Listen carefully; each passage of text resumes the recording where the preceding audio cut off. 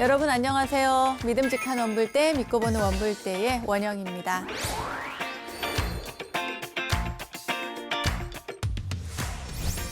아난다 존자께서 부처님께서 어떻게 출가를 하셨는지 비구들에게 설법을 하면서 부처님과 빈비사라왕의 일화를 들려주셨습니다. 다음은 부처님께서 출가에 관해 빈비사라왕에게 말씀하신 부분입니다. 왕은 정중하게 인사를 한 후 자리에 앉아 이렇게 말하였습니다. 그대는 젊고 인생의 한창 때입니다. 미남이고 체격도 좋습니다. 그대의 훌륭한 태도로 보아 그대는 훌륭한 가문의 왕자인 것 같습니다. 코끼리를 앞세운 군대와 쓰실 재물을 드리겠습니다. 그런데 그대의 가문을 알고 싶으니 말해주겠습니까? 그러자 부처님께서 말씀하십니다. 대왕님, 히말라야에서 멀지 않은 곳에 한 나라가 있습니다. 사람들은 부유하고 용감합니다. 그들은 태양족의 후예로서 사꺄라는 성을 가지고 있습니다. 이런 가문에서 나는 쾌락에 대한 욕망을 뒤로하고 출가를 하였습니다. 나는 쾌락의 비참함을 보았습니다. 그리고 출가해서 평화로움을 보았습니다. 나는 정진하려고 합니다. 내 마음은 기쁩니다. 네, 빈비사라왕에게 전하신 부처님 말씀 붓다짜리따 10장에 담긴 내용을 여러분들께 말씀을 드렸는데요. 여러분 어떻게 들으셨나요? 사문유관을 통해서 쾌락의 비참함을, 또한 삶을 직시하신 부처님께서는 출가를 통해서 그리고 수행정진을 통해서 진정한 평화로움을 얻으셨습니다. 고통이 소멸된 그 평화로움이란 과연 어떤 것인지 우리도 부처님의 가르침을 통해서 함께 깨달음의 길을 찾고 있는데요. 진정한 마음의 평화를 향해 가는 길, 오늘도 여러분과 함께 즐겁게 걸어가면 좋겠습니다. 자, 함께 할 준비 되셨죠? 여러분 지금 출발합니다. 어서 모이세요.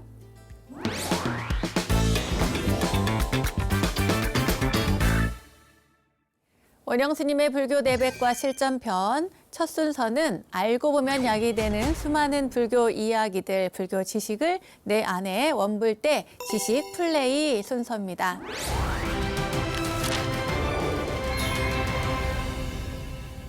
석가모니 부처님의 생애와 관련해서 중요한 사건이 일어난 그 네 곳을 우리는 불교의 4대 성지로 정하고 있죠. 부처님께서는 길에서 탄생하시고 또 거리에서 인멸하신 그 부처님의 생을 담은 성지는 네팔, 테라이 지방, 그리고 룸비니 동산이죠. 그 지역의 룸비니 동산, 깨달음을 얻은 성도지 비아르주, 네란자라의 보드가야, 또 성도하신 뒤에 최초로 설법을 펼치신 곳 바라나시 사르나트의 녹야원, 그리고 열반하신 인도 힌두스탄 지방의 쿠시나가라인데요. 이 네 곳을 불자들의 영원한 고향으로 우리들은 여기고 있습니다. 여기에 불교가 뿌리를 내린 포교의 땅이죠. 라지기르, 왕사성이라고 하는 라지기르와 부처님께서 가장 오랫동안 머무르시고 또 가장 많은 경이 설해진 땅 슈라바스티, 사위성입니다. 그리고 도리천에서 어머니에게 논장을 설하신 후에 내려온 땅 상카샤, 또 최초로 비구니 승가가 생겼고 마지막 안거를 하셨으며 제2차 결집이 이루어진 땅 바이샬리를 더해서 불교의 8대 성지라고 말하고 있습니다. 오늘은 이 불교의 성지들을 중심으로 함께 공부해보는 시간을 가져보도록 하겠습니다. 자, 여러분 준비되셨나요? 자, 그럼 문제 풀러 가보도록 하겠습니다. 첫 번째 문제입니다. 다음 중 불교의 4대 성지가 아닌 것은 1. 룸비니, 2. 녹야원, 3. 쿠시나가라, 4. 바이샬리. 자, 문제 풀어보세요.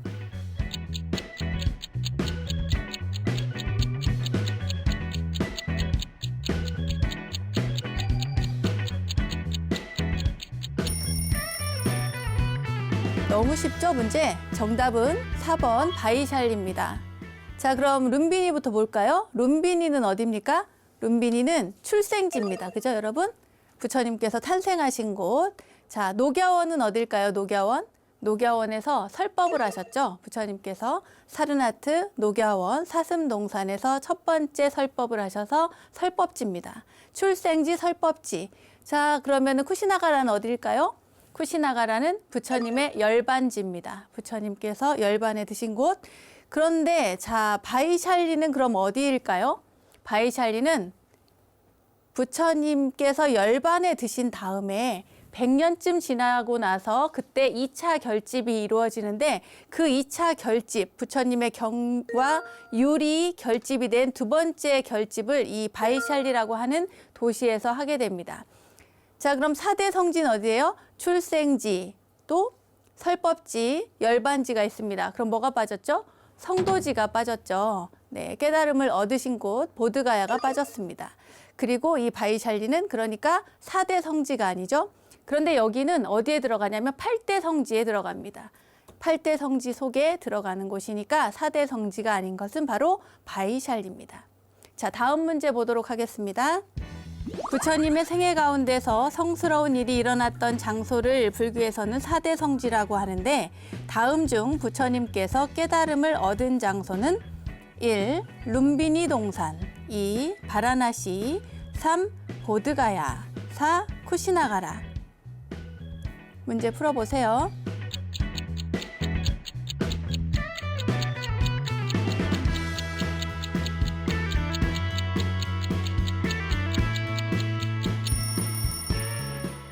정답은 3번 보드가야입니다. 여러분 이건 너무 쉽죠? 네. 부처님께서 보드가야의 그 보리수 나무 아래 앉으실 때요. 수자타의 공양을 유미죽을 공양을 받으시고 그리고 나서 다시 앉을 때 그 풀 있잖아요. 깔고 앉은 그 풀을 우리가 길상초라고 불렀습니다. 왜냐하면 그 자리에서 부처님께서 깨달음을 얻으셨기 때문에 그 앉은 자리 보리수 나무에 앉으셨을 때 부처님께서 생각을 하셨답니다. 내가 이 자리에서 깨달음을 얻지 않고는 두 번 다시 일어나지 않으리라 이렇게 다짐을 하고 그 자리에 앉으셨다는 거예요. 굉장한 각오로 정말 그 자리에 앉으셔서 드디어 깨달음을 얻으십니다. 이 보드가야라고 하는 지명을 여러분 잊지 마시기 바랍니다. 나머지는 너무 잘 알죠. 아까 1번 문제에서도 보신 것처럼 룸비니 동산은 어디예요? 출생지. 자, 바라나시는 어디입니까? 사르나트 녹야원이 있는 설법지, 첫 번째 설법지. 그리고 보드가야는 깨달음을 얻으신 성도지. 그리고 쿠시나가라는 어디예요? 열반지에 해당이 되죠. 그러니까 여기에는 4대 성지가 지금 기호 안에 다 들어있는 것이 됩니다. 참 쉽죠? 그 다음에 넘어갈게요. 다음 중 초전 법륜에 대한 설명으로 가장 올바른 것은 1. 녹야원에서 12연기와 윤회를 설하였다. 2. 교진여와 야사를 비롯한 60인에게 설하였다. 3. 수화악마 이전의 일이다. 4. 사성제와 팔정도를 오비구에게 설하였다. 질문이 좀 어렵습니까? 자세히 다시 한번 읽어보세요.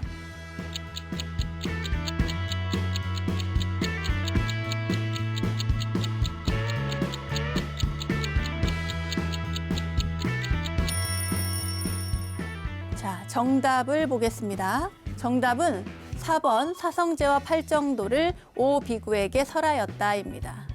자, 그럼 첫 번째 1번 기호에서부터 볼까요? 녹야원에서 12연기와 윤회를 설하였다라고 되어 있습니다. 초전 법륜에 대한 설명이거든요. 녹야원에서 설명을 한 것은 맞죠. 그죠? 그런데 12연기와 윤회에 대한 가르침을 설한 것은 아닙니다. 그렇죠? 부처님께서는 이 초전 법륜에서 법의 바퀴를 굴리실 때 그때 사성제 그리고 중도의 가르침을 말씀을 하셨습니다. 중도라고 하는 것은 팔정도에 해당이 또 되기도 하고 그리고 고진멸 도성제에 해당되는 것이 또 팔정도이기 때문에 사성제와 팔정도, 중도의 가르침을 설하셨다라고 보아야 맞습니다. 두 번째 교진여와 야사를 비롯한 60인에게 설하였다고 하셨는데 여기는 60인이 아니죠. 몇 명이에요? 5명이죠. 부처님과 함께 처음에 수행을 하셨던 그러니까 부처님께서 고행을 하실 당시에 그때 함께 수행을 했던 5명의 수행자와 그들을 만나서 부처님께서 법을 설하셨는데요. 이때 이야기가 재밌는 이야기가 있습니다. 그 5명의 수행자들에게 찾아갔을 때 멀리서 부처님께서 이제 다가오는 모습을 보고 이 수행자들은 5명의 수행자들은 타락했던 고타마가 온다. 우리는 그에게 그가 와도 자리를 주지도 말고 물을 주지도 말고 말도 시키지 말고 아무것도 해주지 마라. 이렇게 왕따를 시키자 이렇게 작정을 했거든요. 그런데 웬걸 부처님께서 막 근엄하게 위엄 있게 또 이렇게 자애로운 미소를 지으면서 다가오니까 다들 일어나서 물떠와 자리 양보해 막 그런 거예요. 그런데 그때의 그 수행자들이 부처님을 부를 때 버시어라고 불렀습니다. 버시어. 그러니까 버시어 어서 오세요, 어서 와요 이렇게 이야기를 했던 모양입니다. 그러니까 부처님께서 열애에게 온전한 깨달음을 얻은 이에게 버시어라고 부르지 말라고 이야기를 했답니다. 더 이상 그들의 벗이 아닌 거예요. 스승인 거지. 완전한 깨달음을 얻은 스승인 거지. 그러니까 그때의 이 5명의 수행자들이 부처님께 당신이 고행을 버렸는데 고행을 할 때도 얻지 못하는 그 완전한 깨달음을 고행을 버린 자가 어떻게 완전한 깨달음을 얻을 수 있느냐 이렇게 이야기를 했답니다. 그러니까 부처님께서 그때 말씀하시기를 나는 고행을 버리지도 않았고 쾌락을 추구하지도 않았다. 사치스럽게 살지도 않았다. 그런 이야기를 하셨답니다. 그러니까 중도의 가르침이 거기에서 나오게 되는 거죠. 자, 여러분 완전한 깨달음을 얻으신 부처님께서 중도의 가르침을 얻었다는 이야기를 하면서 나에게 벗이라고 부르지 말라 그랬어요. 그리고 그때 가르침을 주시고 몇 명? 60명이 아니죠. 5명이죠. 5명. 5명 부처님까지 해서 이때 그 초전 법륜을 하신 그 녹야원에서 6명의 아라한이 모여서 첫 번째 최초의 승가가 탄생을 하게 된 것입니다. 그러니까 60인은 아니고요. 60인은 언제 나오냐면 이 60이라고 하는 숫자는 전도 선언을 할 때 60명의 대중이 모였을 때 부처님까지 61명이죠. 전도 선언을 하게 된 것입니다. 그러니까 이것도 틀린 것이죠. 그리고 수화항마 이전의 일. 여러분 수화항마가 뭡니까? 마구니를 물리치는 일이거든요. 이 마구니를 물리치는 이 수화항마, 그러니까 초전 법륜은 깨달음을 이룬 다음에 누구에게 법을 설할 것인가 결정하고 가서 5명의 수행자에게 법을 설하셨거든요. 그러니까 수화항마 이전이 아니라 뭐예요? 수화항마 이후의 일이 된 것입니다. 이후. 네. 그리고 사성제와 팔정도를 오비구에게 설하였다. 이것이 정답이겠죠? 사성제, 팔정도, 중도의 가르침을 5명의 수행자에게 알려주셨습니다. 이것이 초전법륜에 대한 가장 올바른 이야기였어요. 4번입니다. 다음 문제 보도록 할게요. 다음 불교의 4대 성지에 대한 설명 중 틀린 것은 1. 녹야원은 오비구에게 최초로 설법하신 초전법륜지이다. 2. 룸비니 동산은 마야 부인이 친정으로 가는 길에서 부처님이 탄생하신 곳이다. 3. 바이샬리에서 부처님이 열반하셨다. 4. 보드가야는 부처님께서 정각을 이루신 곳이다.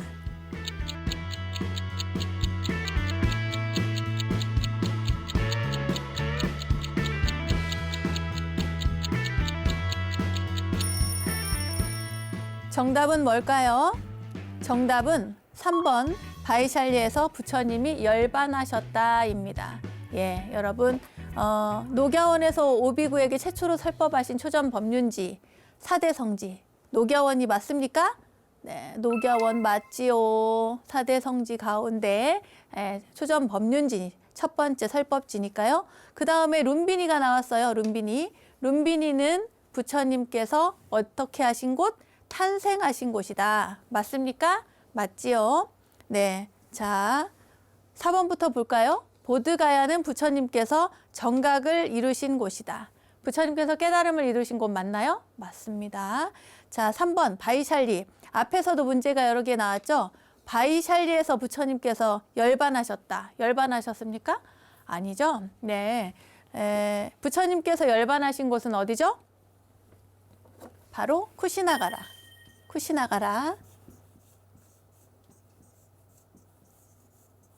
아이고, 쿠시나가라, 나라도 하죠. 쿠시나라. 네. 자, 바이샬리는 뭐죠? 이 바이샬리는 2차 결집. 2차 결집이 있었던 지역입니다. 네, 뭐 유명한 암바빨리라고 하는 기녀 이야기도 나오긴 합니다만 그곳에서 이제 부처님께 그 법을 듣고 부처님께 귀의하고 자기가 가진 그 동산을 부처님께 공양을 올리는 기부를 하는 그런 일이 있었던 곳입니다. 바이샬리. 자, 4대 성지에 대해서 자주 나오는데요. 오늘은 이제 부처님의 성지에 대한 이야기니까 꼭 기억을 해 주십시오. 부처님께서 탄생하신 곳 룸비니, 부처님께서 설법하신 곳 녹야원, 사르나트 녹야원, 부처님께서 깨달음을 얻으신 곳 어디예요? 성도지 보드가야, 열반하신 곳 어디? 쿠시나가라. 자, 다음 문제 보겠습니다. 최초의 사찰은 어디일까요? 그리고 가장 오래 머무신 사찰은 어디일까요?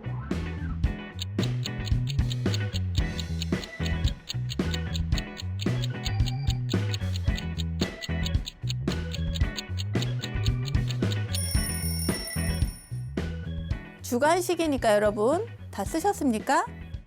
정답은 세계 최초의 사찰은 어디? 중림정사. 자, 그리고 가장 오래 머무신 사찰은 기원정사였습니다. 이 중림정사는 그 부처님의 아주 오랜 벗이자 그리고 오랫동안 후원을 해주신 빈비사라 왕의 기부에 의해서 만들어진 최초의 사찰입니다. 중림정사 꼭 기억을 해두시고요. 그리고 부처님께서는 무려 25번이나 안거를 이곳에서 나셨답니다. 어디? 바로 기원정사입니다. 꼭 기억을 해주세요. 이 기원정사는 기소급고독장자, 그러니까 기수급고독원이라고 하는데요. 기타 태자의 동산을 사서, 그러니까 함께 기부를 한 거죠. 수다타 장자, 급고독 장자라고도 합니다. 어려운 이에게 외롭고 힘든 이들을 보살펴 주는 이라고 하는 그런 별명이 붙었어요. 원래 이름은 수다타 장자인데 이 기타 태자와 수다타 장자가 함께 조성을 해서 부처님께 기부한 곳이 바로 기원정사입니다. 자, 여러분 이거는 꼭 잊지 말고 기억을 해 두셔야겠습니다. 자, 다음 문제 볼게요. 최초의 불교 사원인 중림정사에 대한 설명 중 올바른 것은 1. 중림정사가 있는 나라의 수도는 사위성이다. 2. 이 절은 부처님과 인연이 많은 프리세나지트 왕이 건립하였다. 3. 부처님이 성도하신 지 얼마 안 되어 가란다 장자가 중림원을 보시하고 빈비사라 왕이 그곳에 정사를 지었다. 4. 이 절은 왕사성 시가지 중심에 있는 대나무 숲 속에 자리 잡았다. 자, 여러분 어려운 질문인 것 같은데요. 잘 살펴보시고 문제를 풀어보시기 바랍니다.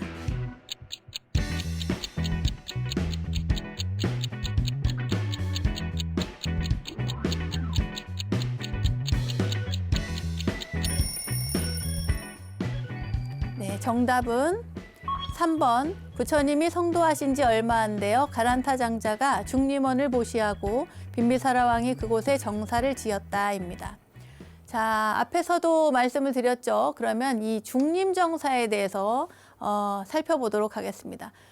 기호부터 볼까요? 중림정사가 있는 나라의 수도는 사위성이다라고 되어 있습니다. 아닙니다. 사위성이 아니죠? 어딜까요? 네, 중림정사가 있던 곳의 수도는 왕사성입니다. 왕사성. 라즈기르라고 하죠. 라즈기르. 라즈기르 왕사성. 네. 우리가 이제 보통 마가다국이라고 그때는 얘기를 했어요. 마가다국이라고 하는 거대한 나라가 있었습니다. 그러니까 부처님 당시에는 굉장히 많은 국가들이, 크고 작은 국가들이 있었거든요. 그때의 가장 큰 나라가 바로 마가다국이었는데 마가다국의 왕이 누구였냐면 당시에 빈비사라 왕이었어요. 그러니까 빈비사라 왕이 부처님께서 수행하던 시절에 이미 알고 있었습니다. 알고 지냈어. 어떻게 알게 됐냐면 지나는 길에 부처님이 깨달음을 얻기 이전이었는데요. 지나는 길에 보니까 아주 단정한 수행자가 고요히 나무 아래에 앉아 있는 모습을 보게 됩니다. 그러니까 이제 너무 이 사람을 보니까 범상치 않은 거예요. 저희가 이제 오늘 오프닝을 할 때 그 대목을 읽어드렸지 않습니까? 굉장히 범상치 않아서 어디에서 왔느냐 뭐 이런 질문을 하게 됩니다. 그러니까 그 부처님께서 나는 그 태양족의 후예, 태양의 후예라고 하는 삭야족에서 출가한 사람이다라는 이야기를 하거든요. 근데 이제 빈비사라 왕이 이 사람이 너무 마음에 드는 거예요. 비록 수행자지만 너무 마음에 드니까 나랑 같이 가서 우리 나라를 함께 이끌자.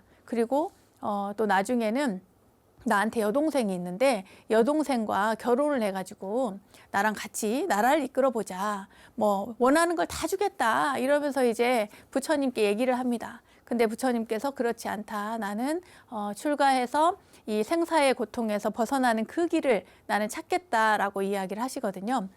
그래서 빈비사라 왕이 너무 아까운 거예요. 그러니까 그때 부탁하기를 나중에 성도한 다음에 부디 그 이후에 반드시 나를 좀 제도해 달라고 부탁을 합니다. 나에게도 가르침을 달라고. 그렇게 해가지고 이제 인연이 되어서 나중에 빈비사라 왕이 끊임없이 부처님을 후원하는 그러한 든든한 후원자가 됩니다. 제가 불자로서 왕이지만 제가 불자죠. 출가를 하지 않았으니까.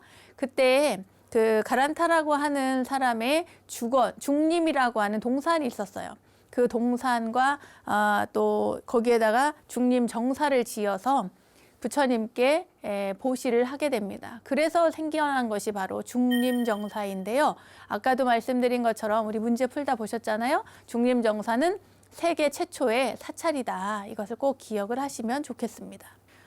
그러다 보니까 기호 2번 볼까요? 부처님과 인연이 많은 프리세나지트 왕이 건립했다. 아니죠. 프리세나지트 왕이 건립한 것이 아니라 누구? 빈비사라 왕이 건립을 하게 됐습니다.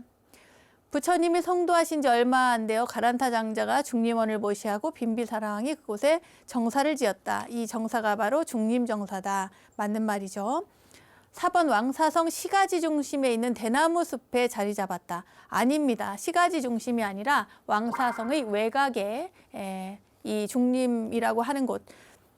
그러니까 왕사성 시가지 중심이 아니고 외곽에 지었다라고 하는 것이 맞겠죠. 네, 왕사성은 맞습니다. 자, 다음 문제 보도록 하겠습니다.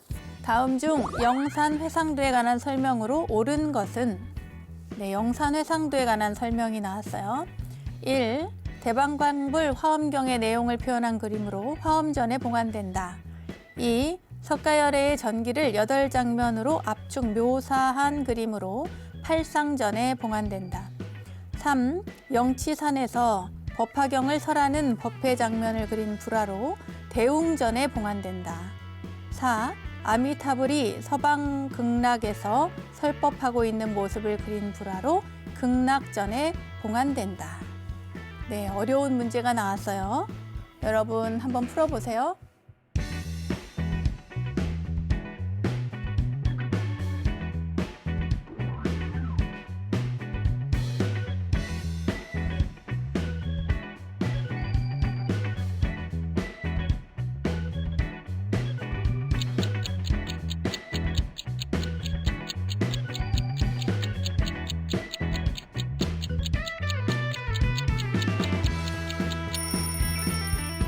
자, 정답 보겠습니다.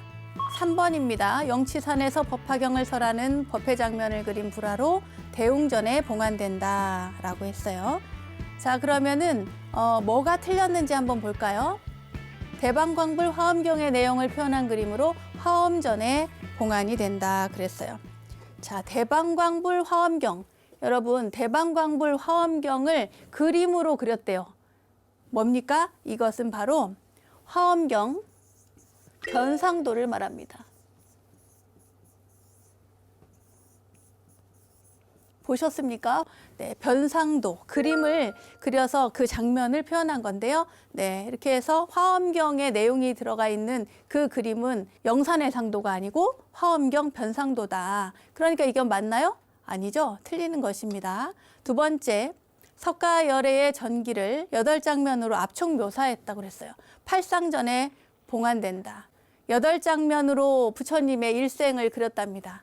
뭐죠? 팔상성도죠. 팔상성도. 팔상성도입니다. 8장면.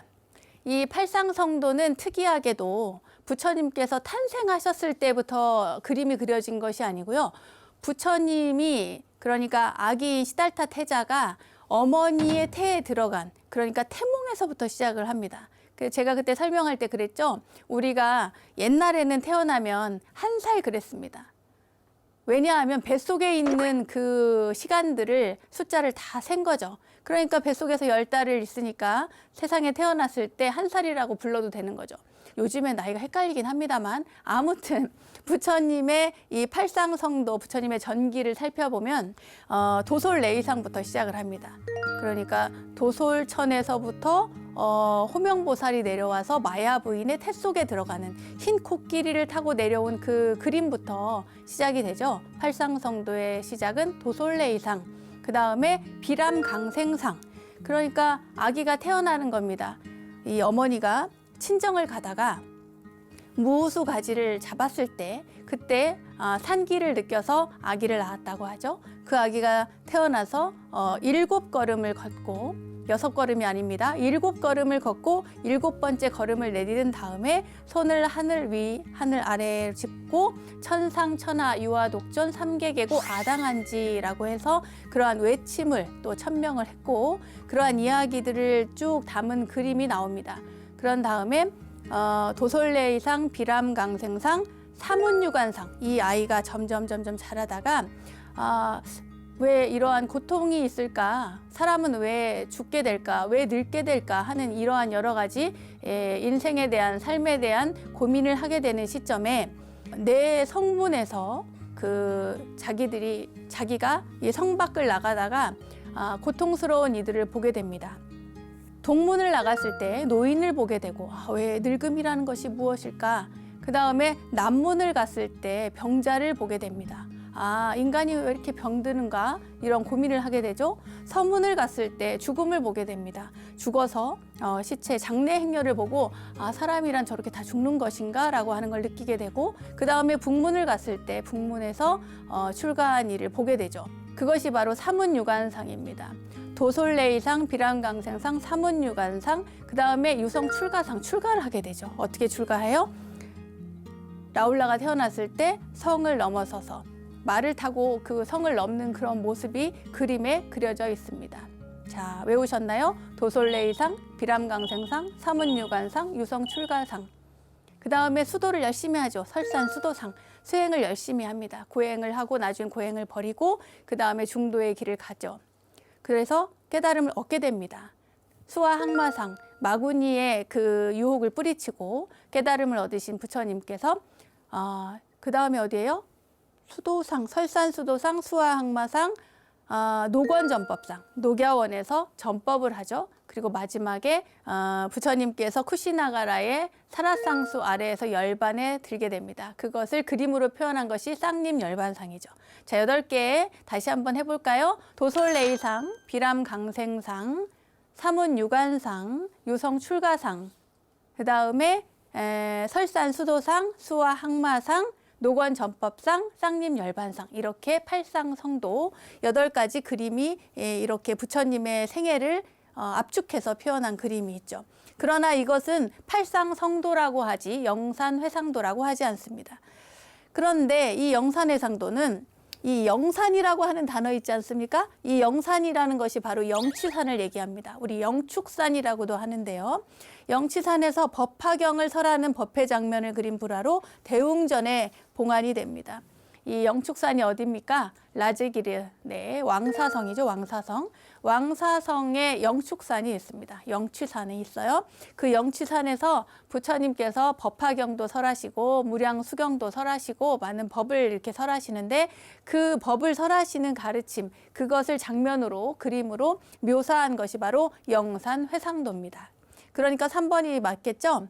자, 그럼 4번은 뭘까요? 4번은 뭐가 틀렸을까요? 아미타불이 서방 극락에서 설법하고 있는 모습을 불화로 그려서 극락전에 봉안이 된대요. 자, 이건 뭘까요?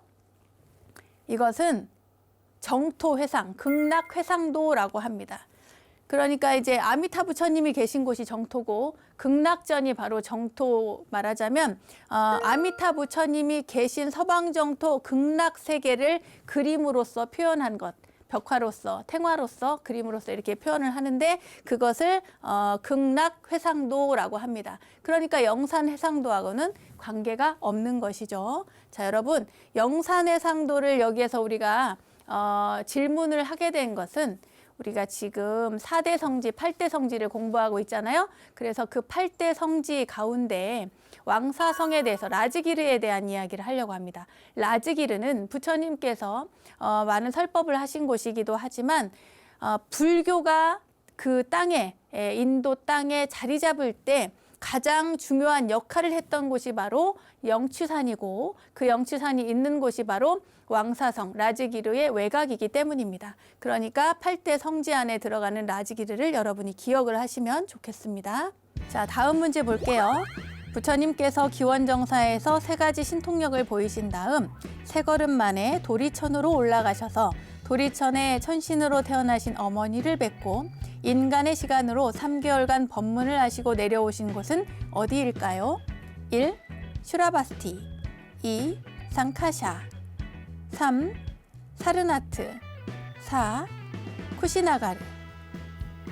우와, 굉장히 어렵습니다. 여러분, 이 질문을 맞히시는 분이 있을까요? 자, 누가 맞히시려나? 질문을 풀어보세요.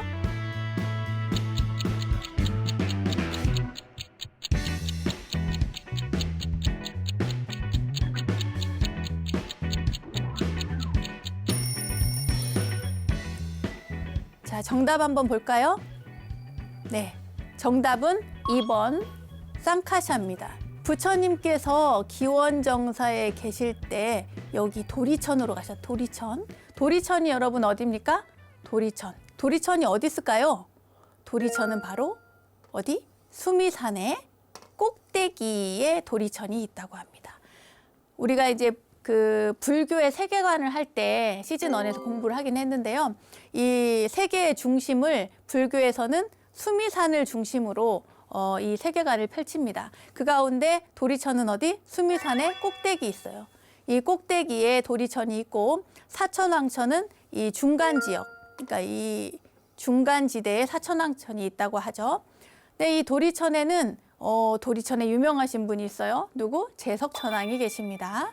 제석천왕이 계신데 이 곳에 도리천에 천신으로 태어나셨대요. 누가? 어머니 마야 부인께서. 그래서 부처님께서 인간의 시간으로 올라가셔서 3개월 동안 법을 설하시고 어머니를 위해서 법을 설하시고 그 땅에 내려옵니다. 내려오신 곳이 어디냐면 바로 쌍카샤래요. 그래서 이 쌍카샤라고 하는 지역을 하늘과 땅이 이어진 곳이다. 이렇게 사람들이 이야기를 합니다. 네, 쌍카샤. 자, 그러면 나머지 볼까요? 슈라바스티. 슈라바스티는 어디입니까? 사위성이죠. 사위성. 네, 이 슈라바스티는 8대 성지에 들어가는데요. 부처님께서 가장 오랫동안 이 지역에 머무신 곳이라고 합니다. 슈라바스티. 8대 성지 가운데 부처님께서 가장 오래 머무신 곳. 자, 사르나트는 어디죠? 녹야원이 있는 곳이죠. 부처님의 전법지. 말하자면 초전법륜 설법지입니다. 최초의 설법을 하셨던 곳. 쿠시나가르. 쿠시나가르는 어디예요? 네, 부처님께서 열반에 두신 곳, 그곳이 바로 쿠시나가라입니다. 우리가 4대 성지, 8대 성지를 공부를 하는데 이제 질문을 풀어봤는데요. 4대 성지는 생각보다 쉽습니다. 여러분 쉽죠? 부처님께서 태어나신 곳 어디예요? 룸비니. 부처님께서 어디? 깨달음을 얻으신 곳, 네, 성도지 보드가야. 그리고 부처님께서 전법을 하신 곳, 최초의 전법지죠. 초전법륜이라고 하는 전법지, 그곳은 녹야원입니다. 녹야원. 마지막 4번째 부처님께서 열반에 드신 곳 쿠시나가라. 이게 이제 4대 성지거든요. 그 다음에 8대 성지가 좀 헷갈리는데 8대 성지는 부처님께서 그 많은 가르침을 하시고 그 불교, 부처님의 가르침이 이 땅에 딱 뿌리를 내린 곳이라고 할 수 있습니다. 왕사성, 라즈기르라고 하죠. 왕사성. 그 다음에 부처님께서 가장 오랫동안 머무신 곳이 있습니다. 어디예요? 기원정사라고 할 수 있죠. 부처님께서 가장 안거를 많이 하시고 오랫동안 머물렀던 그 지역, 슈라바스티라고 합니다. 사위성. 그래서 우리 경전에서 보면은 여시야문 일시불 제4위국 이렇게 얘기하잖아요. 사위국, 사위성. 제4위국 기소급고독원 여대 비구 중 1250인 구 이렇게 나오거든요. 그러니까 1250인 대중과 함께 그곳에서 머무는 가장 오랫동안 부처님께서 머무셨던 곳, 그곳이 바로 기원정사가 있는 슈라바스티 사위국, 사위성입니다.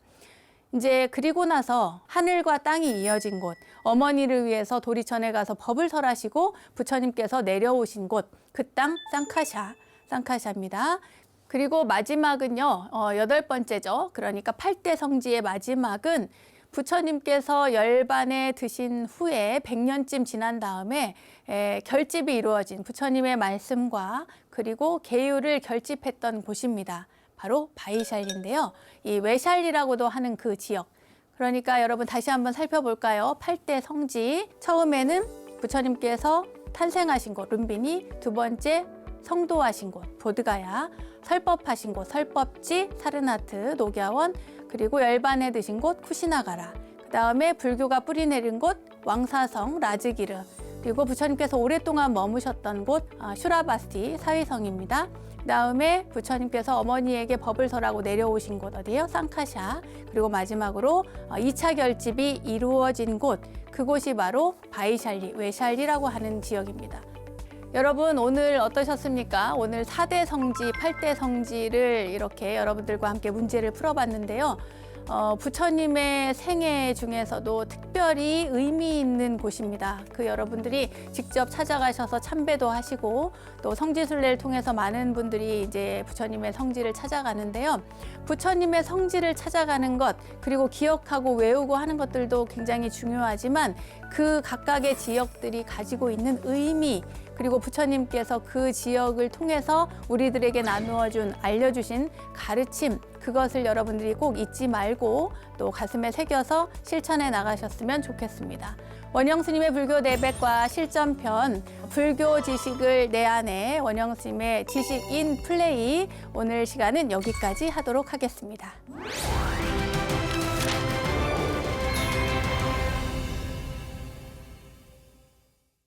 우리들 인생길에 마주한 이야기 하나로 삶을 향기롭게 만들어가는 시간, 마음 훈련의 시간, 불문입니다. 우리 안에는 모두가 다 불성, 그러니까 부처님이 될 만한 성품을 가지고 있다고 하죠. 사람의 생김새와 성격이 모두 제각각이듯 무명의 두께에 따라서 이 불성을 찾는 시간과 방법이 다를 뿐 누구나 다 성불할 수 있는, 그 성불을 이룰 수 있는 불성을 우리가 가지고 있는 것입니다. 이것을 저는 희망이라고 표현하고 싶은데요. 내 안에 자리하고 있는 이 희망, 부처님의 성품을 찾기 위해서 오늘도 스스로를 성찰하고 정진하는 데 함께 노력해 봤으면 좋겠습니다. 자, 이 시간은 수많은 불교의 이야기들, 그 속에서 참된 그 깨달음의 이야기, 그 이야기를 통해서 우리가 나아갈 길을 알아보는 시간입니다. 오늘은 마찌마 니까야 60일 암발라티카 라울로 와다경에 담긴 어린 라울라에게 주신 부처님의 교훈 가운데 빈 물그릇의 교훈에 대해서 말씀드리겠습니다. 부처님께서 라자가의 중림정사에 계셨을 때 일이에요. 그때 라울라 존자는 아직 어린아이였습니다. 암발라티카에 있었을 때인데 저녁 나절에 부처님께서 명상을 끝내고 암발라티카의 라울라가 있는 곳으로 가셨습니다. 그 아들이죠. 부처님의 친아들이기도 하고 어린 출가자인 그 라울라는 부처님이 오시는 것을 보고는 자리를 준비하고 그리고 부처님께 발 씻을 물을 준비를 해서 이제 갖다 드려요. 그리고 그 자리에서 부처님이 앉으시면 거기에서 발을 씻어 드립니다. 발을 씻어드리고 라울라는 부처님께 인사를 드리고 나서 한쪽에 이렇게 고요히 앉았어요. 부처님은 이 물그릇에 물을 조금 남긴 다음에, 그러니까 쏟아버리고 나서 물을 조금 남겨놓고서 그때 라울라에게 이렇게 말씀을 하셨어요. 라울라야, 이 물그릇에 물이 조금 있는 것이 보이지? 그러니까 라울라가 대답하기를 네 부처님, 그랬어요. 그러니까 그 다음에 부처님께서 하신 말씀이 고의로 거짓말을 하고도 부끄러워하지 않는 수행자의 공덕은 이 물과 같이 적다, 그러신 거예요. 그러니까 당신께서 물을 쏟아버리고 조금 남겨놓고는 이 물만큼이나 공덕이 적다는 얘기를 해준 거예요. 그런 다음에 그 조금 남은 그 물마저도 부처님께서 다 버리십니다. 버리고 나서 묻습니다. 라울라야, 조금 남은 물을 버리는 것을 보았지? 그러니까 네 부처님, 그랬어요. 그리고 나서 부처님께서 하시는 말씀이 고의로 거짓말을 하고도 부끄러워하지 않는 사람은 수행자의 공덕을 이렇게 다 내버리는 것과 같다. 그런 다음에 부처님께서 이 빈 그릇을, 발 씻은 그릇을 뒤집어 엎어놔요. 그리고 묻습니다. 라울라야, 이 빈 물그릇을 뒤집어 놓은 것을 보았지? 그러니까 이 대야죠. 발 씻은 그 대야를 엎어놓은 걸 봤지? 그러니까 네, 부처님 그랬어요. 그런 다음에 하시는 말씀이 고의로 거짓말을 하고도 부끄러워하지 않는 사람은 그 수행자의 공덕을 이렇게 뒤집어 엎는 것과 같다. 다시 부처님은 그 빈 그릇을 똑바로 이렇게 놓습니다. 그리고 나서 이 물그릇이, 이 그릇이 대야가 텅 빈 것이 보이지? 그러니까 라울라가 예, 부처님 하니까 다시 한번 강조해서 말씀을 하십니다.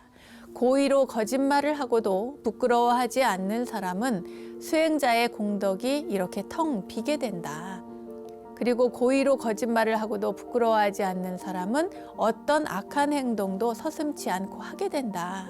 그러므로 나는 농담으로라도 거짓말을 하지 않을 것이다 라고 너 자신을 훈련해야 된다, 단련해야 한다, 이렇게 이야기를 해주셨습니다. 사실 세상에는 하얀 거짓말이라고 해서요, 거짓말을 합리화한다고 해야 될까요? 사실은 거짓말이 굉장히 많습니다. 농담으로도 거짓말을 하지 말라는 부처님 말씀에 비교를 한다면 정말 우리는 아주 사소한, 아주 작은 재미삼아, 애교삼아 이렇게 거짓말을 하는 경우들도 많이 있는데, 그거는 뭐 차치하더라도 우리가 정직하게 살아야 하는 가르침을 부처님께서는 이렇게 발 씻은 대야의 물그릇의 그 가르침으로 라울라에게 이렇게 가르침을 주셨습니다. 라울라처럼 우리는 들어야 될 것 같습니다. 네. 자, 그럼 여러분께 다시 한번 묻겠습니다. 여러분은 부끄럽지 않은 수행의 길을 걷고 계신가요?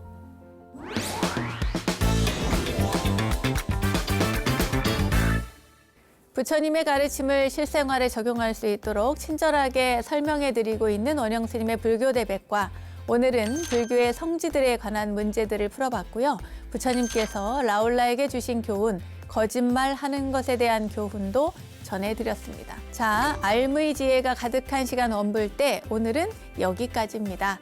원불대와 함께 불교 공부는 물론 삶의 지혜를 찾는 시간 만들어 가시기 바라고요. 공부하는 원불대, 수행하는 원불대, 다음 시간에 다시 만나요. 감사합니다.